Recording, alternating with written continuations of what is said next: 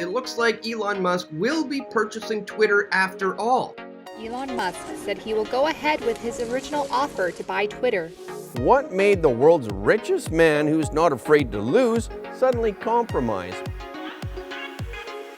This past Wednesday, that is on 5th October, Elon Musk declared that he wants to go through with his plan of buying Twitter. But more than his affirmation of the acquisition of the social media platform, what caught the attention and gave rise to curiosity was his tweet that said, "Buying Twitter is an accelerant to creating X, the Everything app." This got the world talking about the concept of the Everything app. Today in this video, we bring to you the facts about this so-called X or the Everything app that has suddenly become the buzzword. But before that, do not forget to like, share and subscribe to One India.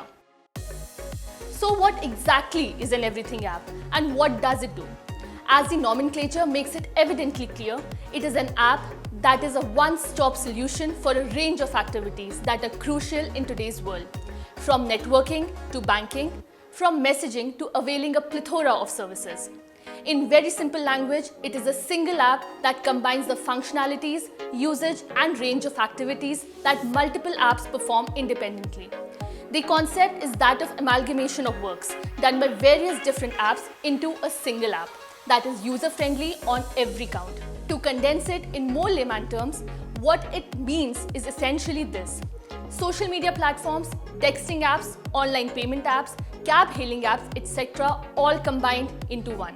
That is why this so-called Everything app is also referred as a super app. And that is not just a concept that is being deliberated upon or being mulled over.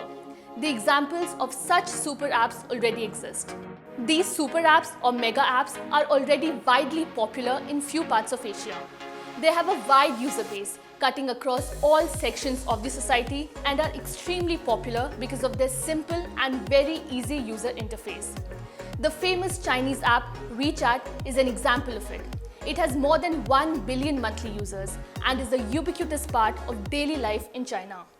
Users can hail a car or taxi, send money to friends and family, or make payments at stores. In 2018, some Chinese cities had also begun testing WeChat for an electronic identification system that would be tied to users' account. Other examples are Gojek and Grab, leading super apps across Southeast Asia that offers food delivery, ride-hailing, on-demand package delivery, financial services and investing. There have been instances of other companies also trying to create an everything or a super app. Snapchat had also tried Snapcash for peer-to-peer payment services, but it had to wind it up in 2018. It had also tried to venture in the space of mobile gaming, but that also had come to an end. Meta and Instagram have also been trying to expand their ambit to include other services. Surprisingly, this is not the first time Elon Musk has brought up the idea of such apps. In August, when asked whether he had thought about creating his own social media platform if the Twitter deal does not come through, the Tesla boss had replied, X.com. Also, X.com was an online bank that Musk had earlier co-founded. It had merged with competitor Confinity Inc. in 2000 and had changed its name to PayPal. Musk then repurchased the domain name X.com from PayPal in 2015.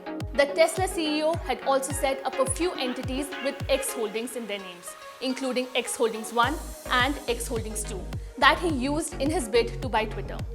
Elon Musk wants to expand the operations of Twitter, and that is the reason why he is focusing on X, the Everything or the super app.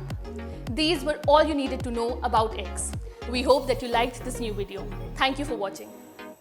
Subscribe to One India channel and never miss an update.